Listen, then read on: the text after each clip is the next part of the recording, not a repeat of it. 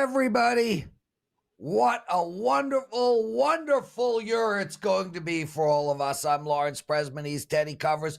You're watching WagerTalk Today, the best daily sports betting show on the planet. Bryan Power, Carmine Bianco, Dave Sharapan, they're our guests. Lots of hockey, some college basketball, Teddy's Bad Beat segment. Dave Sharapan at the end of the show. Hello, Teddy. How are you? How was your New Year's? Let's forget about Bryan for a sec. It was fine, Lawrence. How about yourself? Another day, another dollar, my friend. Dude, these New Year's are so meaningless to me. When I was young, they were important to me. I went 7 New Year's in a row finding a lady. I remember my 8th New Year's, I was walking the streets of Melbourne screaming, "Who's going to be number 8?" And there was no number 8. From that New Year's on, I could care less. Bryan Power joining us, everyone. How are you, Bryan? Happy New Year. All good streaks must come to an end, Prez. I guess that's what they say. But hey, it was a great 7. Sounds like, bro. Yeah, sounds like it was a great 7-year run for you, man. And yeah, it was. Really excited to be here. Happy New Year, Teddy. Happy New Year, Prez. Ready to break some stuff down here. Little EPL, little college hoops. What is this? Is this like the first time in 50 days we haven't had any football on the schedule today? So I thought we'd take it a different direction and hope to give out some winners here on the program to start 2024. Very honored to be, I believe, the first guest on WagerTalk Today in 2024. A lot of pressure on me. Yeah. Let's get in and talk some EPL. West Ham against Brighton. We're looking at minus 125 for West Ham at a pick'em price. What are we going to do with this particular match? Yeah, just a little background on these two clubs for those who may not know. Brighton was a team that we had a lot of success betting on last season, but coming into this season, I have taken a more cautious approach. This is the first time in their history that they have had European commitments in the same season. They qualified for the Europa League. That's the second biggest competition in Europe behind the Champions League, of course. So my thought was, this may have an adverse effect on their play on the domestic front, and it kind of has. They've done well in the Europa League. They won their Group B, so it's on to the round 16 there. But in the Premier League table, only 8th. That's out of the European positions. They're 3 points back of West Ham, who is the opponent Tuesday afternoon. Oh, by the way, benefit for those listening live, this match starts in a little less than 3 hours. So you're getting this one, and this is a client play for free. And Brighton is still 8th, despite an impressive 4-2 win over Tottenham their last time out. But you have to note a couple things about that win. 2 of the goals were on penalties. I don't think we're going to see that sort of high amount of scoring from the Seagulls in this one, because West Ham, their last 3 Premier League matches, what have they done? 3 clean sheets, have not given up a single goal. I know they gave up certainly a lot of touches in the penalty area against Arsenal, but the Hammers, I thought they'd improve this year. Improve is exactly what they've done, up to 6th in the table, like I said, a few points ahead of Brighton.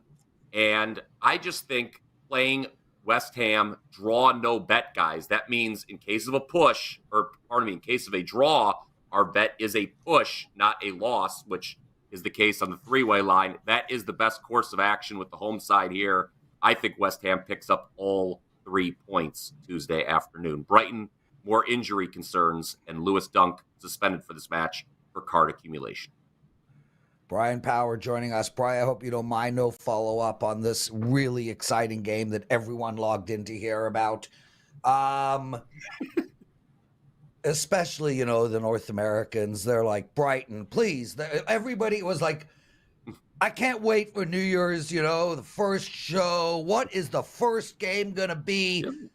Oh, my God. The Bills are playing Miami. Houston's playing Tennessee. Pittsburgh needs to win to get in. Let's talk West Ham versus Brighton, shall we? Yeah, we're going to move on now. I did.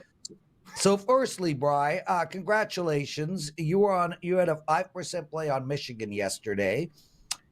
I had a 5% play on the over. So you and I both got lucky. Who got Had it the whole way, luckier? Prez. I feel like I got you got luckier than me, because as soon as overtime hit, I felt like I was going to be good. Whereas with your bet, you still needed some stuff to happen in overtime. But either way, nice win, Brian. Way to start 2024.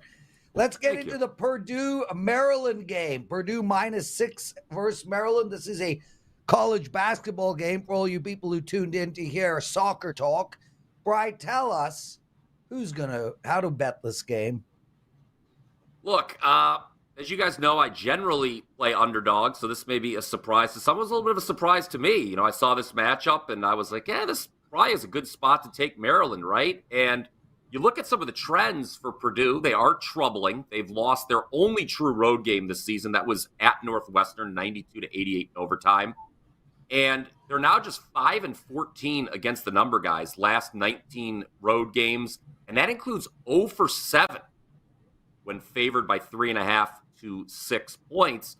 And early money sure seems to like Maryland. We've seen the number come down looking at the WagerTalk.com odds screen, but I think this number's too short now. I think Purdue, best team in the country, and should be laying more than 6 against Maryland. Here's why. It's not like Purdue can't win outside of West Lafayette. Already this season, they've beaten Tennessee, Marquette, Alabama, and Arizona. Those were neutral court games, but that's 4 wins against Ken Pom top 10 teams. That's very impressive to me. And that game at Northwestern, if you remember, Purdue led by 8 at halftime. It was turnovers. It was an off night from 3 that resulted in the overtime loss. We all know about Zach Edey, 23.2 points, 10.2 rebounds per game. But I think what sets Purdue apart from last year, we all remember the embarrassing loss to Fairleigh Dickinson, is their guards can hit shots this year. Smith and Lawyer both hitting over 40% from 3. Purdue's going to have a big edge on the glass in this game, and they are one of just 3 teams, oh, by the way, that is top 10 over at Ken Pom in adjusted offensive and defensive efficiency. You look at those efficiency numbers, I'm a little worried with Maryland, 134th at the offensive end, and they shoot just 27.5% from 3. You're not beating the number 1 team in the country, shooting 27.5% from 3. They also lack depth, 14.1 bench points per game. Pardon me, that's the second fewest in the Big Ten right now. And the big concern is the status of Jameer Young, who has the illness designation. He sat out Thursday's game against Coppin State. That was an easy win, but Purdue a lot better than Coppin State, obviously. And you're talking about a player in Young who had 37 against UCLA. He's the team's leading scorer. He's the leading assist man. I understand Maryland has won 19 straight at home, Teddy. But like Prez's streak, 7 straight years, getting the job done on New Year's Eve. All good streaks must come to an end. And Maryland, they go down tonight, and I don't think they're even going to cover the spread. I would lay it with the Boilermakers. Yeah, Prez has been talking about that streak for as long as I've known him. So, he gets to live. Literally every year he brings it up. I want to ask you about this when it comes to Maryland has been a very bad point spread team this year. 4-9 against the number. Purdue has been a very good point spread team this year, 9-3 with a push against the number. When you're talking about January, are you looking in general to bet on the teams that have been good point spread teams so far and against the teams that have been bad point spread teams so far? Or is it kind of vice versa? Do you expect it to flip around?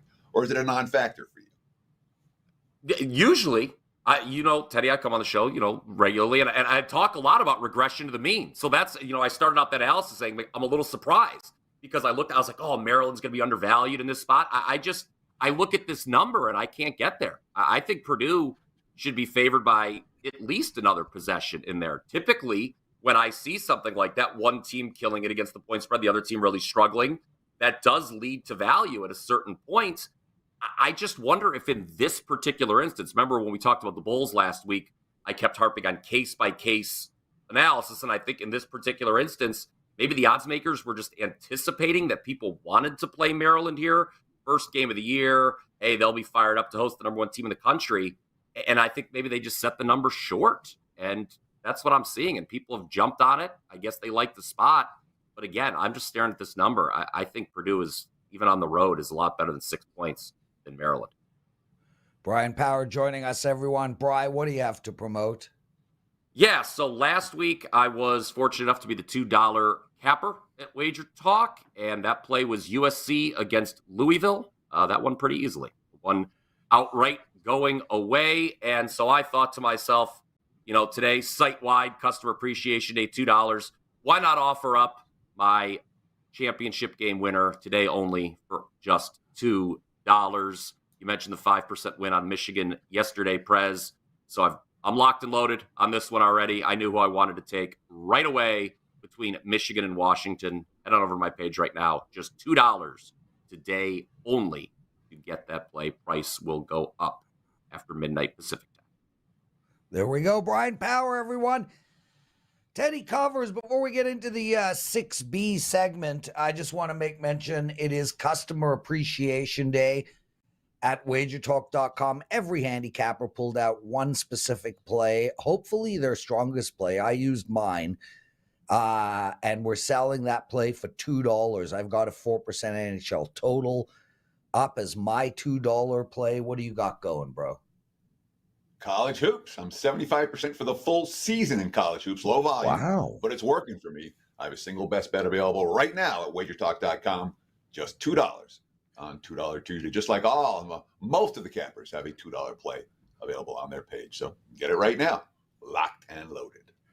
Awesome. Guys in the chat room, UC, Javier, Big Daddy, Rich, Coom, Natural 8, Mac Brown, all of you guys. Andrew, I love that you're always here. Andrew Melvin, I haven't seen that name before. Mac Brown, love the name Mac. Tyrone Boyd, you guys, thank you for logging in every day, all of you. I hope you had a wonderful New Year's. I love that New Year's is over now. Teddy, we had so much going on between Friday's show and today. It's time for your 6B segment. Let's do it. A little bad beats, bad bets, and bad for the book of recaps of what just happened this past weekend. And it starts with some pretty tough beats. Colts minus 3.5. Yeah, that was a pretty tough beat. The Raiders came through the back door. Of course, it was on fourth down to cover by the hook, 23-20 final. I think that was the only time in the second half the Raiders were covering the point spread. But they got there. Fourth down, tough if you had Indy minus the points. How about if you had the Giants money line?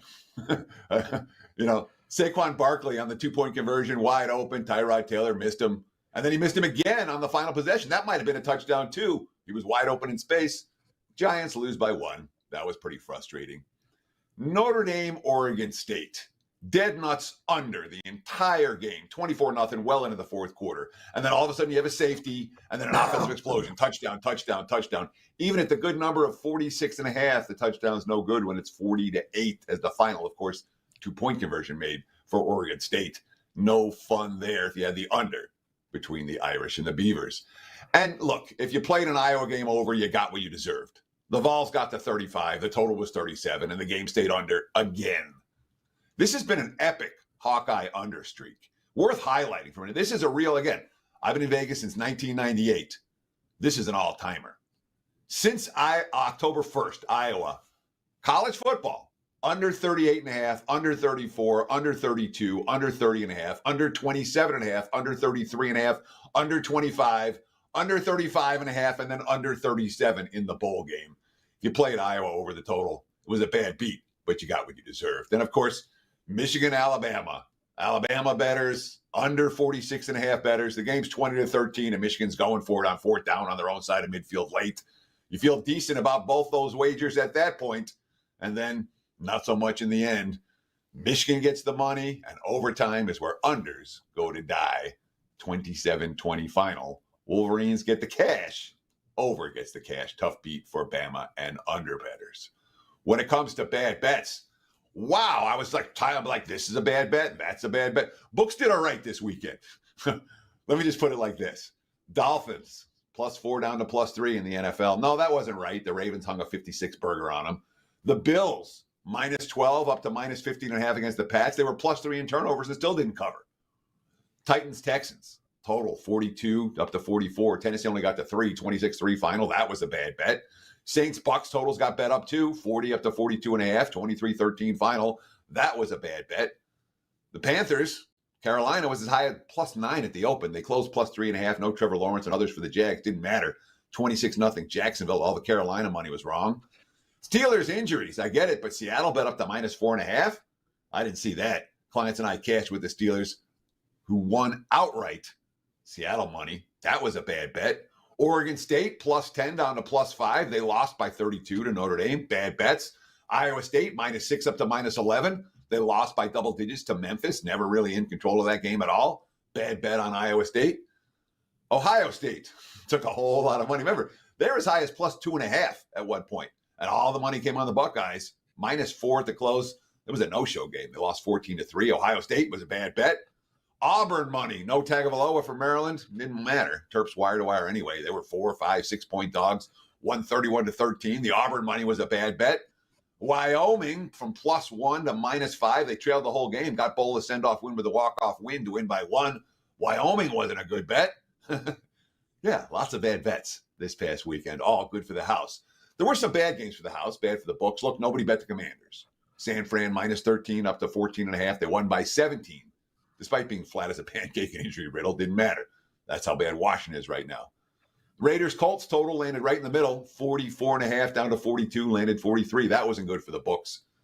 Nobody bet Florida State. +14 up to +23.5 at some books by close. They lost by 60 to Georgia. That was a bad result for the house. Nobody bet Clemson. Kentucky +7 down to +3.5. They lost late, but only by 3. Clemson money, that was bad for the books. The Kentucky money was bad for the books. And nobody at all bet Liberty. Minus Oregon, -14.5. Closed -19. They won by 39. Took their foot off the gas in the second half, which cashed unders, which probably saved the books a bunch. There was lots of over money in that ball game. But Oregon blowing out Liberty, not a great side result for the house, both in Las Vegas and around the country. There you have it. Bad beats, bad bets, bad for the books. It was a long one, Prez. Back to you, my friend. Teddy covers. Guys, if you like what you're hearing, if you enjoy this show, just take 1 second out of your time, out of your day, and hit that like button. If you haven't subscribed to our channel, please do so. We are now at 140,000 subscribers, so that's amazing. Thank you, guys. If you want a daily presidential address, and I have a bunch of NHL plays to give out, please let's get up to 125 likes. Teddy, before we bring on Carmine and, of course, Dave Sharapan, your big game breakdown still to go. Listen, I bet college football. I release college football plays, but it's not, as a Canadian, it's not ingrained in my core. I don't understand why the transfer portal isn't after the bowl games. Can someone explain to me why they ruin the bowl games by doing that? I don't get it. So it all comes back from a rule that comes back, that morphed from a rule. This is all stuff that was in place long ago before the situation changed. My hunch is next year that college football will change this. Maybe it takes 2 years. Who knows how long it takes. But my hunch is that we'll see the transfer portal move to January after the bowls. Not convinced, but that I would think that changes on the horizon. There's been a lot of talk about it. I mean, it's such a simple fix, but hey, what do I know? There's always vested interests. It's so simple. Just change it. There's always vested interest in keeping it the way that it is for whoever's in charge. There's always lobbying against that. So it's not an easy fix. It never is. Old people don't like change. Speaking of which, Carmine Bianco joining us. Hey, Carm, Happy New Year, brother. I'm sorry you didn't make it by the house on New Year's Eve. Yeah, no problem. Happy New Year's, guys. A lot going on the home front, and I had to meet up with some friends for an earlier dinner. So got home, and I was out like a light shortly after the ball dropped. I was tired. So the older you get, you just don't. Listen, we know 2024. You know the New Year's coming, so you just like whatever. Have some champagne, go to sleep, wake up, and start making your notes for your games. Speaking of games, Washington playing Pittsburgh. This used to be a very sexy matchup. Crosby versus Ovechkin. I don't think it's got the luster it once had. But either way, two superstars on the ice tonight. How do we bet this game? Yeah, you look at this, and obviously the numbers bigger on Pittsburgh, and for a reason. The Pens they finally found some scoring, and they're starting to win games, but they're also playing some very good defense as well too. And it should be the perfect setup for like wanting to take the total in this game, and taking the under, just because the Pens are playing well. Um, it starts from the back end. Their goaltending is doing well as well, but they've been really good to the under.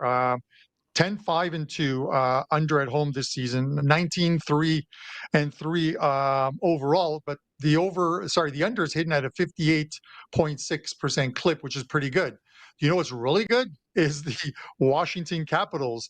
Their over-under is the best in the league right now, and I'm not sure if it's just because they can they're playing some D, but they're not scoring goals. 66.2 to the under for the Capitals, 22-11-1. The earlier game between these two earlier in the season, Pittsburgh goes to Washington, beats them 4-0. The Caps just aren't scoring goals right now. They've scored, I believe it's 5 in their last 4 games. That they've scored. They just aren't scoring goals. I just don't see how they turn it around tonight in this game. This is a low-scoring game. I think Pittsburgh wins it somewhere similar to that first game where they won 4-0. I think it's like one of those 4-1, maybe even 4-2 type games. But I don't even think it gets to 6 goals, which is why I like the under. I think the under is the only play you can take in this game just because of the line on Pittsburgh. So under 6 in this one for me. I'm seeing the juice now -20 on the under 6. In the global markets, there are some 5.5 starting to pop up. How much juice you're willing to lay with an under 6? Is this -120 is good? Is -125 good? Is -130 good? What's your price point here for the under in this matchup? I think where it is right now, -120. I think if it hits I'm not even sure if it hits 125. It could very well hit 125. But the thing is, the minute it gets to 125 or 130, it becomes a 5.5, which becomes now 20 cents or 25 cents to the over. And you'll see, and we see that normally, a 6 becomes a 5.5, and then the juice flips, of course, because that half a goal to the over, and you see 5.5 over -120, 125. Carmine Bianco, I think we're going to see 5.5s on the board in that game towards the end of the day. So if you guys do like the under and want to bet Carmine's play under 6 in Washington and Pittsburgh, I would bet it immediately. It's a customer appreciation day over at WagerTalk. Every handicapper has pulled out one play. It's only $2. Carmine, what do you have going? Yeah, the $2 play is going to be a Sunday NFL game. The last customer appreciation last week when we did one on Tuesdays was the Chicago Bears laying 4 points at home to the Cardinals. They won that game 27-16. So a lot of people bought that play. Sundays have been good in the NFL, so I'm happy it won. And it's another Sunday play to close out Week 18. It's been a very good NFL season for me this year. I want to call it a great NFL season because it's number one at WagerTalk, 65 or 66 units of profit. And NHL, because we're going to talk about one more game, is finally starting to heat up. It's taken a while, I'm not going to lie, but 20 units in the last 7 days of NHL. So we're heating up there as well, too. 13-5 run, right? Yeah. Yeah, I took the under yesterday in the Winter Classic, and then I didn't watch the game because I can't watch a hockey game in which I have the under. So I'm watching some other random sports, and I would just click back and forth every few minutes, and I switch the channel, and I see, just as I switch it over, Seattle scores to go up 1-0 4 minutes in. I'm like, you got to be kidding me, man! Come on. But it was literally a 3-0 final, 1 goal every period for the Seattle Kraken, who are they're awake and playing extremely well right now. Yeah. So it's release Kraken time in Seattle. Boss 429 writes, Prez, did you just call Carmine old? Yes, I did. I also am calling Teddy old, and I'm old. All 3 of us. We are old. That is just the way it works. But you know what the alternative is? way worse than being old. Carmine, Florida, Arizona. Look, this Arizona Coyotes team I love. They've had an outstanding beginning to the season, first third of the season. And they're playing loose. They're playing Florida tonight. I don't think it's a good spot for Florida. Tell us how to bet this game. Yeah, I agree with you on that. I think when people think of Arizona, they just think of one of the teams on the West Coast or in the Western Conference that is just going to be a bottom feeder, because I think it was a season ago or 2 seasons ago where I think they lost their first 13 games out of the gate. But they're playing well right now. They're 6-1 their last 7 games. And the odd thing is that, or the thing you have to look at is they've got wins over the Avalanche twice, at home, and Tampa Bay. So they are beating teams. It's not like they have a soft schedule. And I think any team that Arizona plays is always going to be a tough team. But even in that 6-1 stretch, their last 7 games, they lost a game in the first of a back-to-back against Colorado. They won the second game in Arizona. But the first game, they lose 4-1 in Colorado. And if you look at the final analytic numbers, the expected goals in that game were 2.1 to 1.64 for Arizona, which tells you that the final score wasn't indicative of how the game played out. It's just Colorado won the game. Sometimes you can win the stats battle and lose the game, and that's what happened to them. So that just reaffirms that they're playing extremely well right now. 8-1 their last 9 home games, and as I mentioned, 2 of those wins against the Avalanche, 1 against Tampa Bay. You look at the Panthers. 4 straight wins, all in the state of Florida. 3 at home, 1 in Tampa Bay, and now they hit the road. And on the road, they're only 10-9 on the road. It's at home where they're playing extremely well. They're 12-6. So this is the first game of their road trip, and I just think that Arizona is the right play here. And you're getting plus 135 on them. It's tough to not want to take a team at this plus money that is playing extremely well and well at home. 8-1 is nothing to sneeze at. Any other team is 8-1, and we're giving them huge respect. And here you are, 8-1 in your last 9 at home, and you're plus 135. I get it, it's Florida, but Florida is beatable. So give me the Coyotes tonight, plus 135. Carmine Bianco, thank you for joining us, brother. Me and you are on puck time tomorrow. There's only 2 games on tap. Do you do that purposely? Yeah. No, it is. Listen, it's the NHL. There's like 13 games tonight. 4 of them I have up at WagerTalk. Head over there.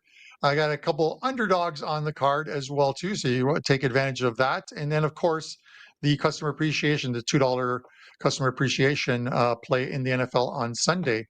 So 2 games, Lawrence. I'm sure you'll tell us what you're watching on Netflix and what you're having for lunch. So look forward to seeing you on tomorrow's show. I'm watching Reacher. It's on Amazon Prime. And I watched Rebel Moon. I watch a lot of shit, Carm. Teddy doesn't want to hear about any of it. Get the hell out of here. Teddy covers. Right, it's time for your big game breakdown. Then we got Dave Sharapan and the daily presidential address.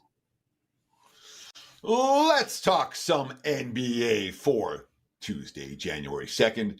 Take a look at the last game on the WagerTalk live odds screen. The Golden State Warriors -3 at home against the Orlando Magic. Total sitting 230, 230.5. And both these teams have been struggling lately. Orlando's 3-6 their last 9. They're off a loss to Phoenix. Golden State's lost their last 3 as well. From a freshness standpoint, this is Golden State's only their 3rd game since Christmas. Whereas for Orlando, it's their 5th game since the day after Christmas. They played back-to-backs. Then it was 3-4. Then it was 4-6. Now it's 5-8. And that's the only reason this game is here, not a client play, to be perfectly honest. I am concerned about Orlando not being as fresh as Golden State. But you read the coach's quotes, it stands out like a sore thumb. All right, both teams have made some adjustments to their lineups in recent games. Here's what Jamal Mosley said, quote, "The great part about this unit and this group is that we're going to find the right thing and the right chemistry at the right time, whoever we play." He's not worried at all about those chemistry issues with who's starting and who's not. Warriors, they just put Chris Paul and Tracy Jackson Davis in the lineup. Steve Kerr did. Quote, "We haven't found that grit that every good team needs, where you pull together and you play for the group. We're not there, and that's a problem. Until this team really connects in a way that is solely dedicated to winning each and every game, then we're going to be stuck in this place." Golden State's lost 3 in a row. They lost both meetings to Orlando last year. They've been a poor point spread team. They've had multiple losing streaks this season. They had a 6-game skid and another 3-game skid before this one. Orlando's 19-13 straight up, 22-10 ATS, 8-4 ATS off a loss, 8-3 ATS off their last 11 losses. I'll take the Magic plus the points with the chemistry working for Orlando. +3, count me in. The point spread is telling us who the right side is this evening. Golden State, not what we thought they might be. There's your big game breakdown. Lawrence, back to you. Why, thank you, Theodore. So we got Dave Sharapan coming on shortly. You've got your opening line report at 1 p.m. Eastern. Is this the last one of the season? Oh, no. We go all the way through the playoffs and through the Super Bowl and all that. And in fact, we do one the day after the Super Bowl as well, just to close the book and take a look at next year's opener. So, yeah, Drew Martin and myself will be doing opening line reports all through January and into February. Normally on Mondays at 10 a.m. Pacific time, but obviously with Christmas and New Year's on Mondays, we had to push the 2 shows back to Tuesday morning. It is what it is. Next week, back on Monday at 10 o'clock Pacific, 1 p.m. Eastern time, live for all of you NFL bettors out there. Dave Sharapan joining us. Dave, I hope you had a wonderful New Year's. I'm guessing you just spent it with your amazing family. That's exactly what we did. Yeah. It's interesting when you're in Vegas and you have teenage kids that they wanted to go out and go to Post Malone. And I said, "Are you nuts? Nobody's going to Post Malone." So we had a party here, Prez, all the girls and brought their friends. And so I had what is usually an ocean of estrogen. I had a multiple ocean of estrogen. There were 9 girls here for a party for New Year's. But Happy New Year to both of you.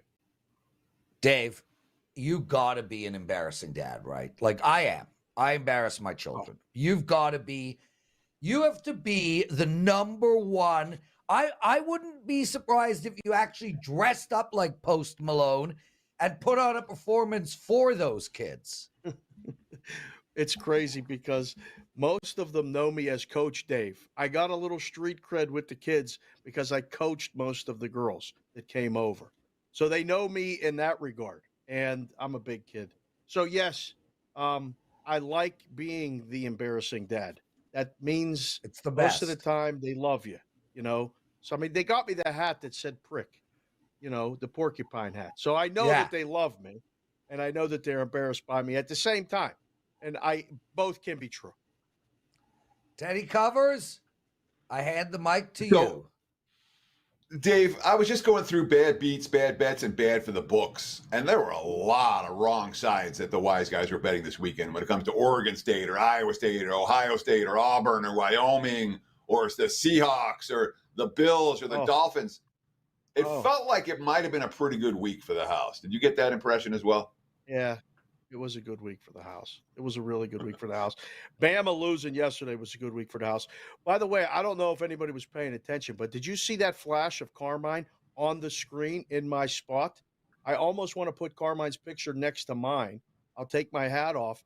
We could be cousins, Carmine and I both. That What, was because actually you're pretty both interesting. bald? Yeah, a little bit. Yeah. It's Yeah, there. so I've always thought, Dave, Teddy and I could be cousins. You know why? Because we both have hair. See? Right there. What Okay. right there. That looks. See? Oh my Lord. Yeah. That's not bad. Okay. Look at that. Separated at birth? Okay, now that we've gotten that over and done with, you need Yes, sir. a juice catcher though. Yeah, it's I got to color it. It's gray. It's there. I shaved for the pictures for the holidays. The kids said your beard and everything like yours is 16 colors. Mine is 10. But they said you got to take it off. Yeah, so that's why We it's got gray, 7 minutes, Dave. Teddy, get some Yeah. actionable info out Let's of the do it, man. Teddy. Exactly. Yes, it We're a was a little good short week on for the football books. content today. So let's talk a little football. And we'll start Okay. with the national championship game, which we haven't mentioned at all. Michigan Right. and Washington. Is this a national championship game or is this a Big Ten conference game? I'm not sure, but I think it's a national championship game. It's a Big Ten That being game said, look at the next year. WagerTalk live odds screen. 4.5, 55.5. Where's this money going to come? And who do you like? Well, anything that was less than that was blasted last night. A couple places in town had it lower just to make sure. I think you had to put it out. 3.5, 4 was the right number. Market said, nah, we're going right to 4.5. So as it sits, Washington continues to defy all odds. They continue to be dogs, and they continue to win. Now, they almost gave that game away. They almost gave that game away last night. There's no reason that should have come down to the last play, but it did. I don't know. We got a week's worth of hype to talk about it. We got a week's worth of bets to take and discuss. There's a lot of people with Michigan futures, Teddy. I think you could maybe address the best case scenario. I've already taken 2 calls this morning and 1 text. I have a Michigan future at 10-1. What do I do? Well, 1, you're sitting pretty good, but 2, you could take the points and go for the middle pregame. You could take the money line and reduce the position if you'd like, or just sit and watch the game and bet it in game. That's the options I gave him, Teddy. Would you agree or disagree? Well, of course. I mean, that's the options. The question is, what's the best option? Yeah. You know? Well, everybody's situation is different. You know, I mean, if it's for a life changer money, you know, or a car or a nice vacation, and you've put in the time and gotten to the last game, you know, do something to make sure you get something for Yes. your time. You know, Absolutely. I mean, it's you know, but if it's just a bet that you made and a promotional wager or something like that, ride or die with the team that you like. Now, I saw the potential look-ahead lines for a Michigan Washington. I saw 6.5. Yeah. As a look ahead, as a potential. And now we're seeing, as you mentioned, open as low as 3.5, 4. Now we're seeing 4.5. Was the look ahead line too high? Did Washington look better than people? You know, the fact that Washington pulled the upset. I mean, why did the markets, from 2 results that were fairly, you know, it wasn't like anything shocking happened, and yet the markets moved 2 points off of that? Market, I think the look ahead number was based more on the fact that it was thought by a lot of people that Texas was going to win the game. So let's see what the number is that we got to put out there to take on Washington and, you know, see where it's at. Now, keep in mind, Washington's running back or whatever that was at the end of the game got hurt. So now, if you open it lower, you saw the Michigan money tell you, okay, we don't know his status, and we'll know hopefully soon. But on a neutral, there's the number. And are people going to travel to this? Are people going to go to this after they just went to the Rose Bowl or down, you know, to the Sugar Bowl? I don't know. But, man, it's going to be fun. One more game, Teddy. That's it. And we're done with college football. There we go. Dave Sharapan joining us, everyone. And speak of look-ahead lines, Dave. Buffalo was plus 1.5 before Sunday started. Now they are -3. A lot related to Tua's injury, but it looks like he should be fine.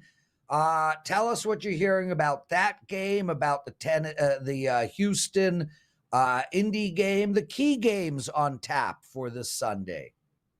You ignored the Pittsburgh-Baltimore game. I didn't ignore. I said the key games. That's what do you want me to start listing every bloody game?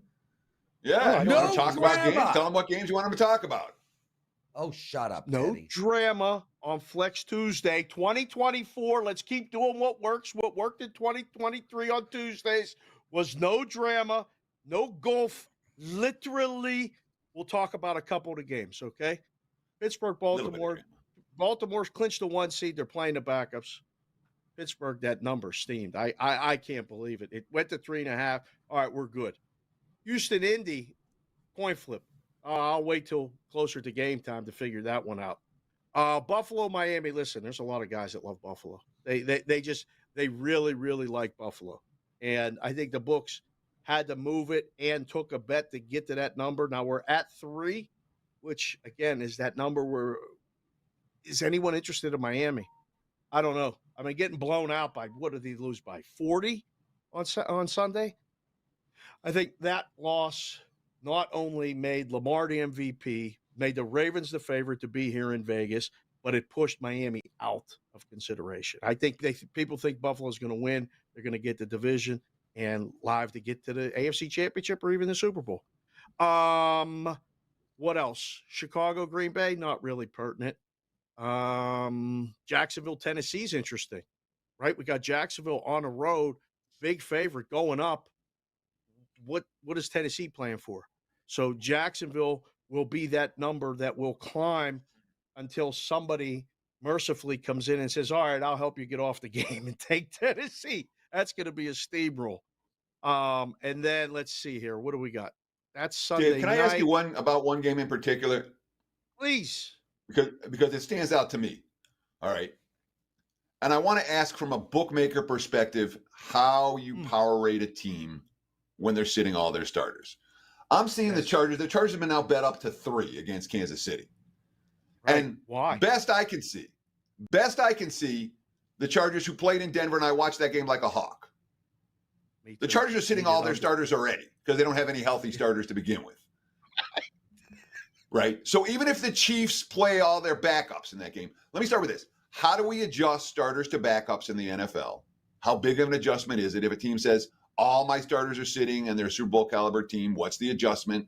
And how difficult is it when you talk about bookmaking in Week 18, trying to gauge what teams care and what teams don't? Is Week 18 impossible? Do you pray for a push? Week 18 is impossible. It is one of the hardest weeks. You just want to really kind of book to the season wins and know which way guys are going to come to maybe get off of season win positions, hedge season win positions. You know, if somebody's got something for 5 dimes and they come in and make a play, I used to, when I was out at the counter, I'd say, are you getting off a game here? Are you getting off a season win total? Do you have them to win a division? I would ask as much information as possible because who in their right mind is going to lay 3 with the Chargers this week? I don't know. It's really, really hard. What's it like from a bookmaking perspective? I think you got to get to a key number, Teddy. That's the only thing that kind of helps you. You know, so get the Chargers to 3. See if we'll get Kansas City money there.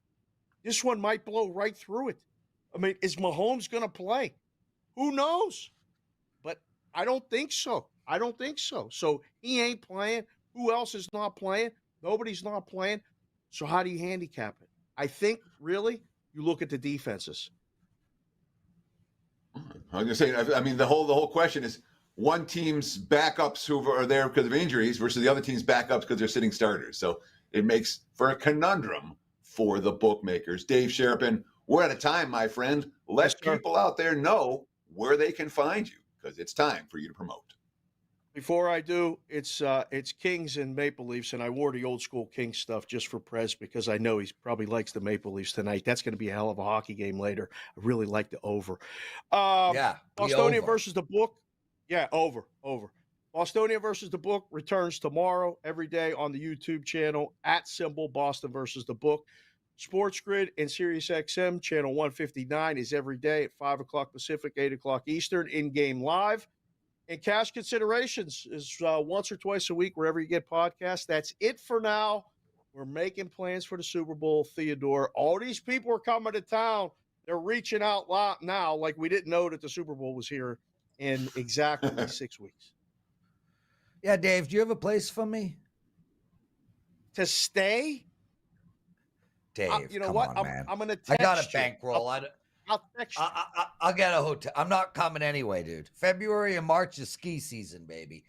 Dave Sharapan, everyone. Thank you for joining us, brother. Be good. Take care of yourself. Okay, guys, we got over 125 likes. Teddy covers. It's time for the big game breakdown, for the daily presidential address. Okay, boys, it's time for your daily presidential address. It's Tuesday, January 2nd. I have 3 Viore shirts coming today. I'm very, very excited about that. If you guys have never purchased Viore, please do so. It's Customer Appreciation Day at WagerTalk. Every handicapper pulled out one play, their favorite play. They put it up for $2. I've got a 4% NHL total for you guys. but I would skip that and get my all access because I got a big day planned. I very rarely play anything over 3%. I got a 4% college basketball play.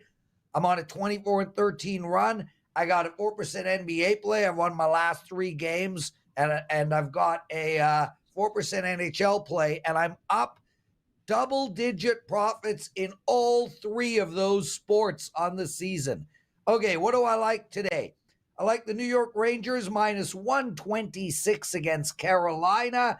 I like Arizona tonight, guys. Carmine Bianco came on WagerTalk today and gave that out as well. They're plus 135 to 140. And I like the Vancouver Canucks at what I think is a short price of minus 150. I also like the over in the Toronto LA Kings game. That's it. Teddy Covers. Take us home. Sure. That's going to wrap it for the Tuesday edition of WagerTalk Today. We'll do it again tomorrow. Same time, same channel, 9 a.m. here on the left coast. Noon for you back east. Between now and then, be sure to tune in for the NFL Opening Line Report Week 18 edition at the top of the hour and enjoy the games